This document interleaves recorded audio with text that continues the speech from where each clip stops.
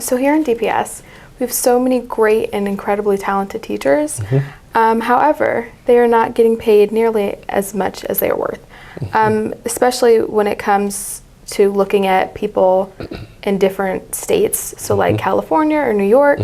Why aren't our teachers being paid the same amount? So first, let me say, I completely agree with your assessment. I was a teacher myself many, many years ago, and I left the profession for some of the issues you bring up in that question of teacher pay.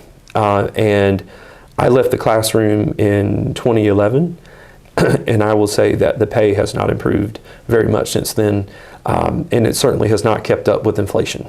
And as things have gotten more expensive, it's almost eroded any kind of increase in pay that a teacher might have seen. And so it is a very complicated reality. It's something that we're very aware of as decision makers here in Durham, and so we are very grateful that in this current school year we were able to increase the local teacher supplement that we pay that goes above and beyond the pay that the state of North Carolina requires. We're very much dependent upon our leaders in Raleigh in the General Assembly to make some major change to improve the schedules that we pay the teachers from, because it is long overdue for adjustment. And so absolutely. So a lot of people say, well, in other businesses, you just pay your employees more. So why is that a limitation within the public school system? It boils down to funding, right? So a business in the private sector, or even a private school, they have the tools in their toolbox to control how much money they have coming in, right? So if I'm a private school and I need more money, I raise tuition. And if I'm a business that needs more money, I raise my prices. And so then I have that means to kind of set my own destiny with how much money I have, and then I can go forth and spend that more money. Whereas the traditional public schools, we're very dependent upon the federal level of the government, state level government, and that local level we talked about earlier to give us the money. And we can't go create it ourselves. Okay. Yeah.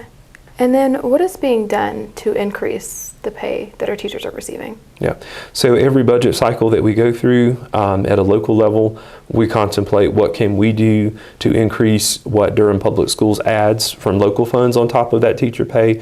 And then we also have a responsibility to advocate our folks at the state level to adopt legislation and to provide funding that increases teachers' pay. And I will say, the Board of Education in Durham does a tremendous job every year setting a legislative agenda where they let our legislators in Raleigh know what our priorities are, and we always keep that teacher pay front and center to let them know we need that investment. Okay. Recently, about a year ago, there was a massive financial crisis on the district level. There were many strikes and protests of dissatisfied people. Can you tell me a little bit about what that was and what happened there? Right, so that was a very complicated period of time, and we are working very hard to rebuild from that and restore trust and confidence. And so it really sort of aligns with that, your last question, right, in that conversation about compensation. So in addition to paying our teachers, we have a variety of other types of employees that we pay here in Durham, right, and that includes folks like bus drivers, child nutrition workers, folks that work in payroll, that make your teacher's paycheck happen, teacher assistants that are in and out of the classrooms, folks that are at the front desk at the schools, and we've got a responsibility to them as well to make sure that we're paying them a living wage and a competitive wage compared to what they can make in other places.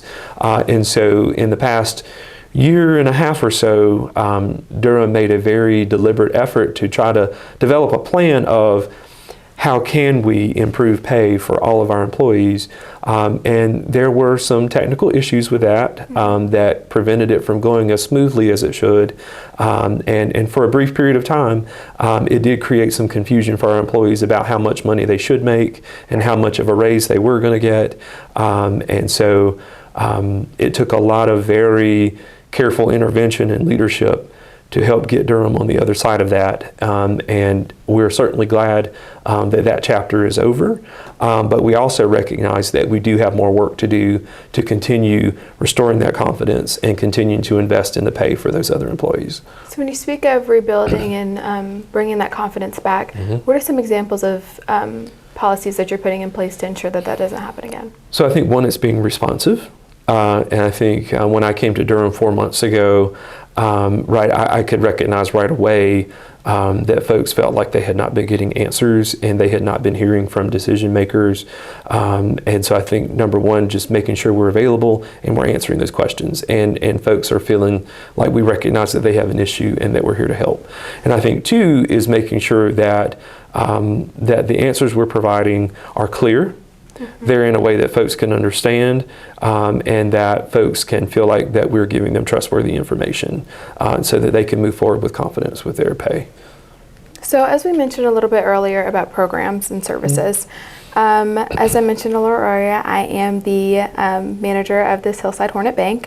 And in what ways do we get funding for incredible programs like this?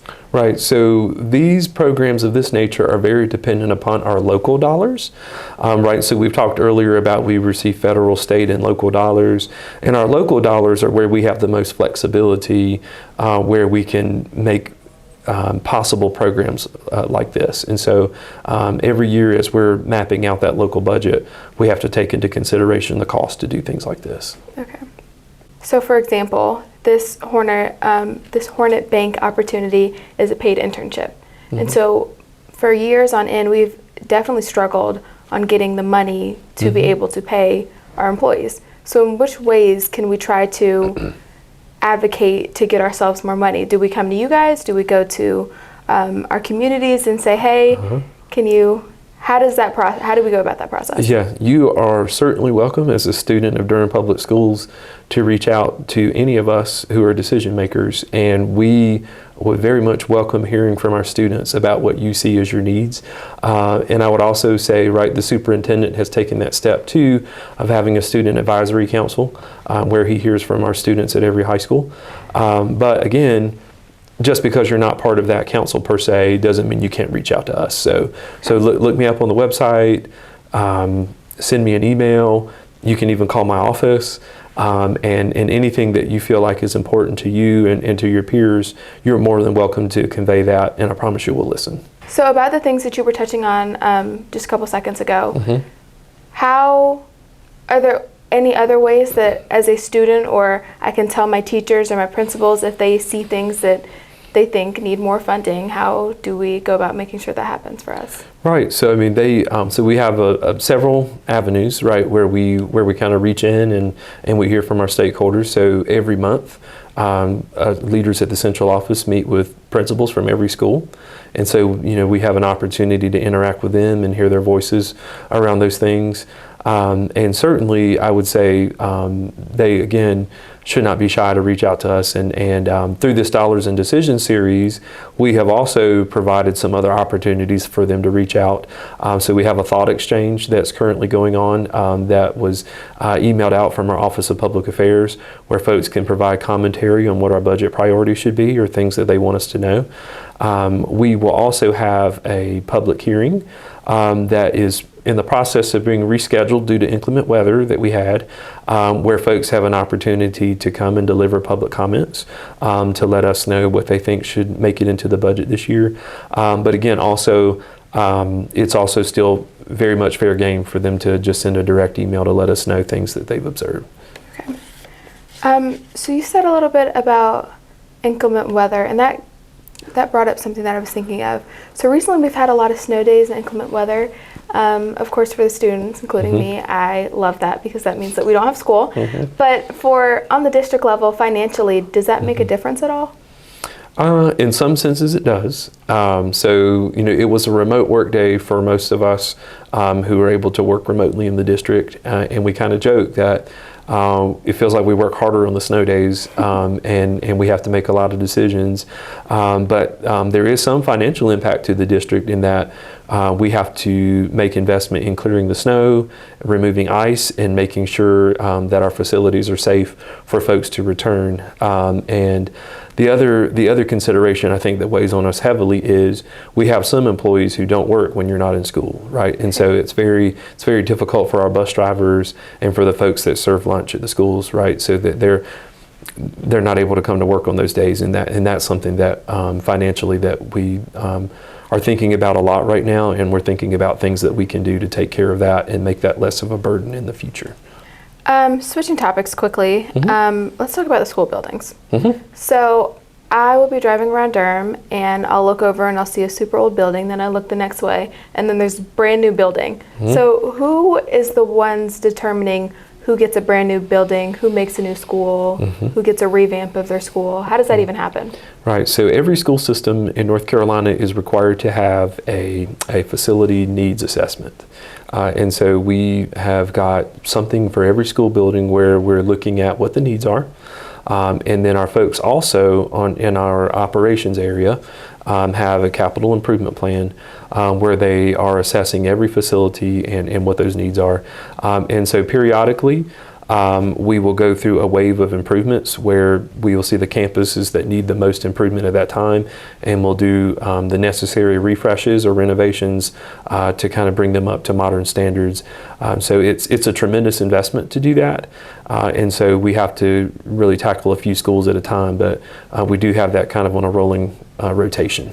So creating a school, that's got to cost a lot of money. How do you even raise money for that? How do you put that in the budget? So I think we're very much dependent upon our voters in Durham. Every time we have a bond referendum that's on our local election ballots to support that with their vote of yes. And so then that authorizes our county government to borrow the necessary money to help pay for some of these major construction projects or renovation projects that we see happening throughout Durham Public Schools. So when you say borrow the money, you're expected to also pay it back? So it's like a government loan? That's right. So our county commissioners have to consider that in their budget. And when they borrow that, they are doing that through the bond market. And they're having to consider every year how much money are they supposed to pay back on that loan, just as if your parents were to borrow money to buy a house. Okay. What has made you want to pursue finance? So when I was your age and in school, I did not think that I was going to be a finance person, a finance officer, and most certainly I never thought I would be a school system finance officer. And now I've done that for quite some time.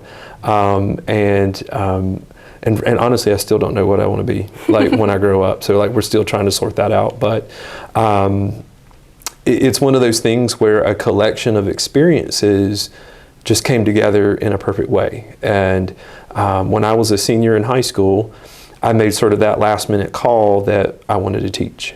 And I was inspired to teach because I went to a high school that was threatened with closure due to low performance. And I had a hard time accepting that a school in my community could be allowed to get to that point.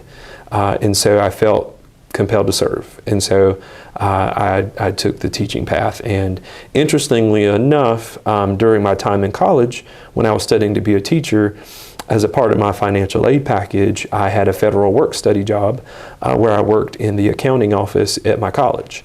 And so I got that financial exposure. And when I decided that I was done teaching, I had an opportunity to go back and work in that accounting office. Nice. And then you fast forward a few years later from that, and someone I used to teach with was in a central office role in a school system and called me to say, hey, do you think you want to do higher ed finance forever? Have you ever thought about K-12 finance? And so I just had two seemingly separate worlds sort of collide to bring me into school system finance.